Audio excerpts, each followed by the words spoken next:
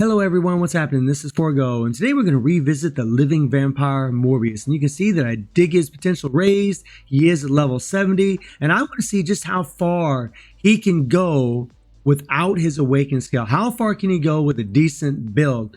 And I can tell you, man, Morbius can go pretty far. He's pretty damn strong. I said it in the last video. Everybody's been saying it. Man, he's powerful. He is powerful. He's definitely a paywall that I feel is worth that $10, to be perfectly honest. And I can't awaken him because he is at level 70. But the thing is, I do have enough resources to awaken him, but I'm kind of holding off. I don't have a lot of CCF. I wanted tier 3 Dormammu, which, by the way, my potential is horrible on him. 4% a day. 4% a day is just ridiculous.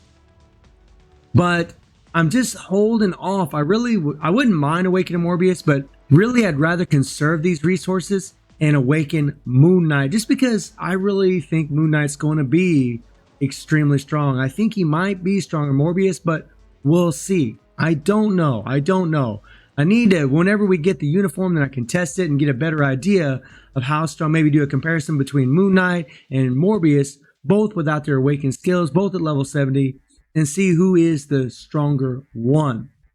But let me know in the comments if you all would like to see Morbius awaken, and if you'd like to see gameplay using his awakening. So my Morbius right now is 23,300 physical attack.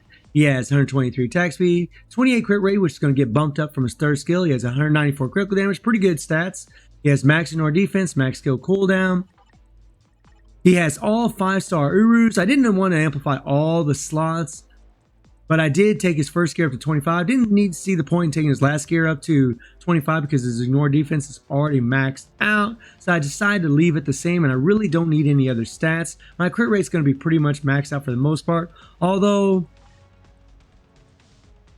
I could put attack speed here to jump up his attack speed, but I don't really, it would help, but I don't think it'd really help that much, to be perfectly honest. And we all know, I mean, as far as the skills, his third skill, you know, it's got the all attack, and here's that nice crit rate buff by 10%. So as long as you got 30% crit rate, your crit rate's going to be maxed out. And then you got the fourth skill, 40% increase of all attack. But unfortunately, the all attack doesn't come till the end of the skill, but you get the paralysis at the very beginning. And then the fifth skill has the all defense down. It's going to be the same exact rotation that I did in the last video. He has a stage 6 overdrive set, which I think Power Banger Hawk would still be better because you get extra attack speed, but it's not a deal breaker, to be perfectly honest.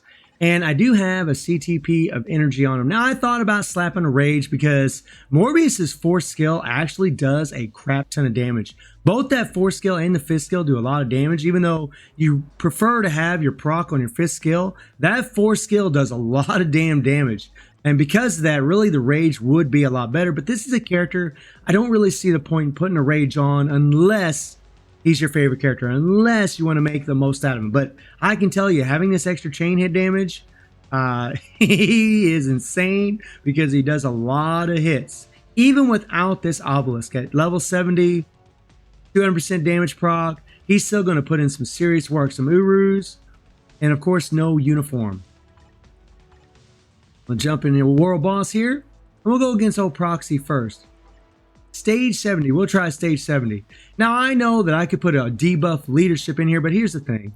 We always, you know, because these all defense down mechanics, we're always slapping in all debuff effect. And the truth is, there's only 3 of them. Enchantress, White Fox, and Dr. Voodoo. Just 3, and you have 5 world boss clears. So you're going to come to a point where you can't use an all debuff effect leadership. So that's why I'm going to run with Beast here. But Beast's going to give him that 50% increase of physical attack. We're going to decrease damage received by 35% and increase damage to the supervillain by 45%. So we're going to use all these here. We're going to switch him out. We're going to put Ancient One in there. And you really want Ancient One because these blade twisters, all these effects can be debuffed. And if you have Ancient One in there, you'll get the 10% damage to supervillains, but he'll also put in that debuff.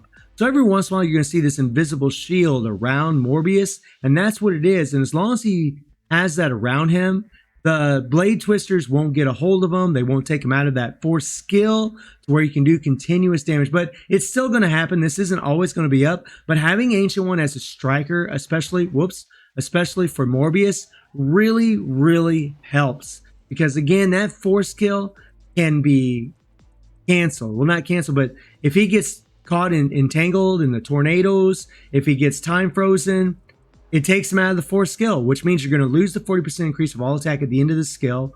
And it also increases your chances of dying because you're sitting there like a lump on a log and you can take damage. If you're doing the 5th skill, it's no big deal because it's a nice long iframe. So let's see how old boy does.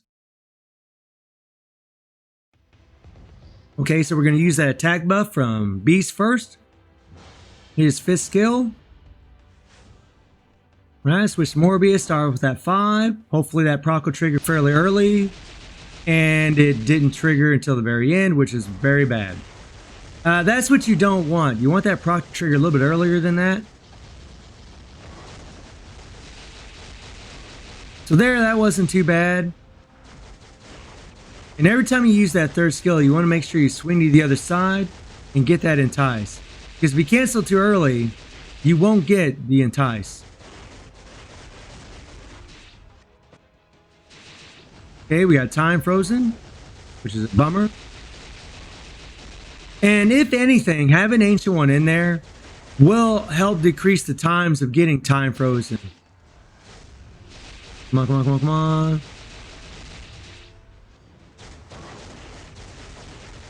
And all those tornadoes are out. The debuff was up from Ancient One, so we didn't get our force skill didn't get interrupted. Really having Ancient One in there for Morbius is really a big help. It makes him a lot smoother to play because if you do get caught in those tornadoes, especially in stage 70, Morbius can die pretty easy. Come on, here we go.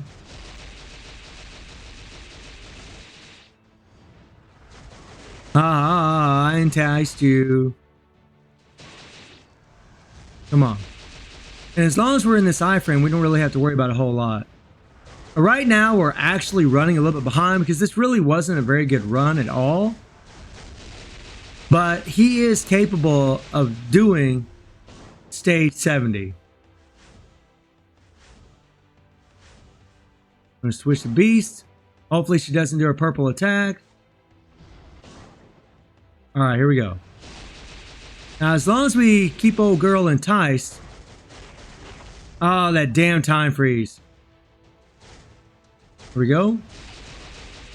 As long as we keep old girl enticed and paralyzed, and then as long as we're in an iframe, she won't slap down those spears to bring down the purple. Man, our proc is way off. That sucks. Come on. And really, if it gets off, the best advice I could ever give anybody is just keep running through your rotation. Start the rotation over on that 5th skill. Oh, here we go.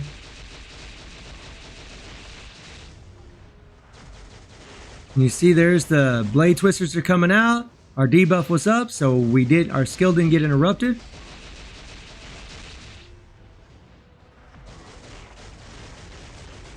Come on, come on, come on. And that 5th skill is just an instant iframe. It's so nice. Another thing that, is nice about Morbius is because he has so much CC, she doesn't get to get her frenzy buff up, which is really nice. You can actually keep her from doing that crap quite well with Morbius. Okay, come on, come on, come on, come on, 5th skill, 5th skill, 5th skill, come on, come on, come on. Come on, come on.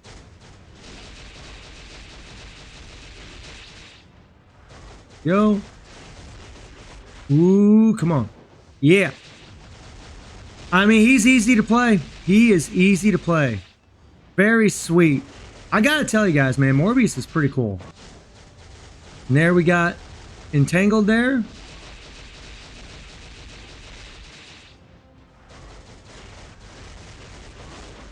I don't know if we're going to get the clear. We're actually just a little bit behind.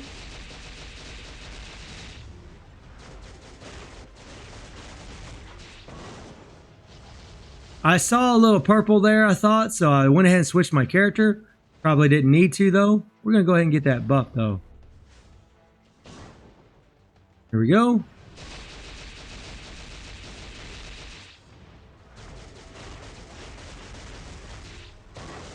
Ooh.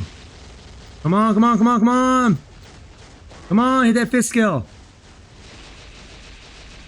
Yeah, it's really getting caught in the tornadoes is the worst thing.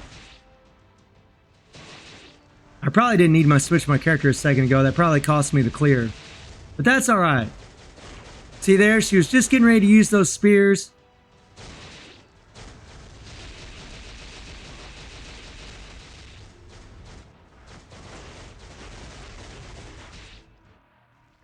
But not bad. Down to almost the last bar, stage 70. We might have got the clear if I wouldn't have switched my character earlier, but I got a little worried. Thought we were going to die. Pretty freaking insane power. Now let's go into Corvus. And then we'll do try a stage 70 here as well. Same team. Of course, we're going to have ignore dodge strikers. And we're going to put Ancient One in there for the same reason I talked about earlier. To try to prevent from getting caught in that blade twister. And it does help, believe me. It would happen a lot more often if you don't use Ancient One. Alright, let's do this. Okay, we're going to get that buff again from Beast. Use that fifth skill. Come on, don't interrupt my... Oh, yeah, they interrupted my fourth skill, those bastards. And we're going to get time frozen. Okay. No, we're not.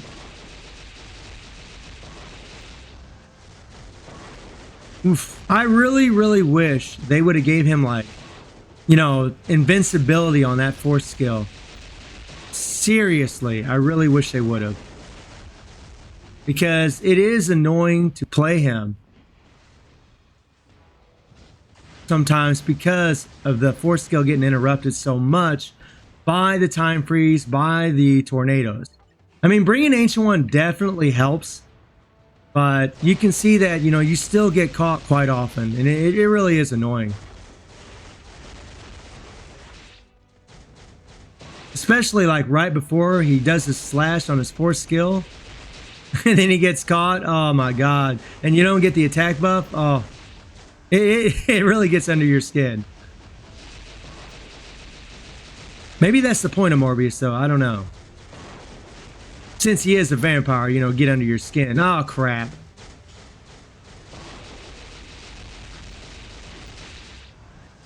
Okay.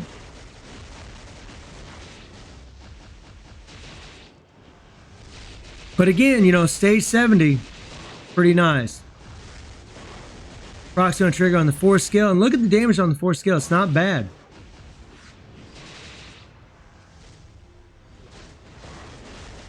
It is not bad. Look at that.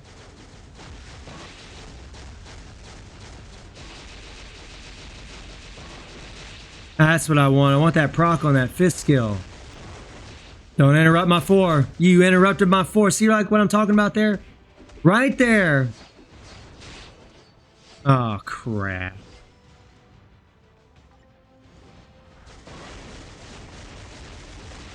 Yo. Yeah, we saw Ancient One there for a second.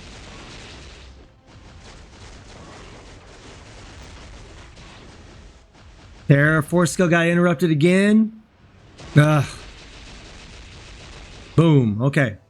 So actually running a little bit behind. Really, you want to clear this first phase in 2 minutes. So kind of annoying that we didn't.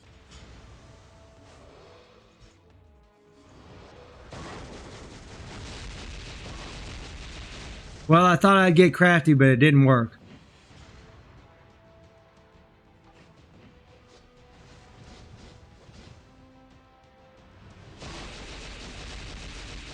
Alright. I mean, really, if you didn't have to deal with tornadoes and you didn't have to deal with time freeze, oh my god, he would be insane. Well, he still is insane, but he really does get caught pretty easy.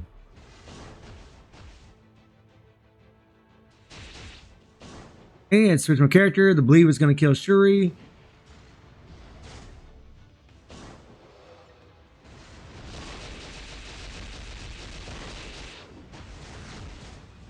There you go. Got you with the entice, didn't I, punk? Yeah, or... Oh, get out of there. Skill got interrupted a second ago, canceled. So maybe stage 70 might be too much for him at tier 2, but I think he could do it with a good run.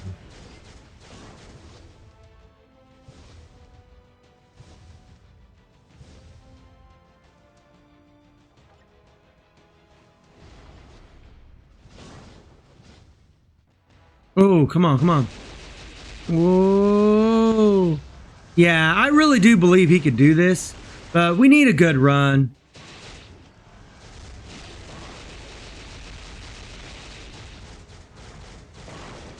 I mean, look at the damage. Look at the damage. Ah, freaking tornadoes. God dang it. Come on.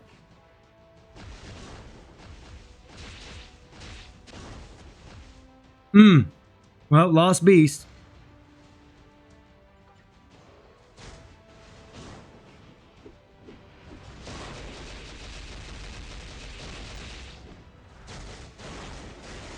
Okay, force skill got interrupted again.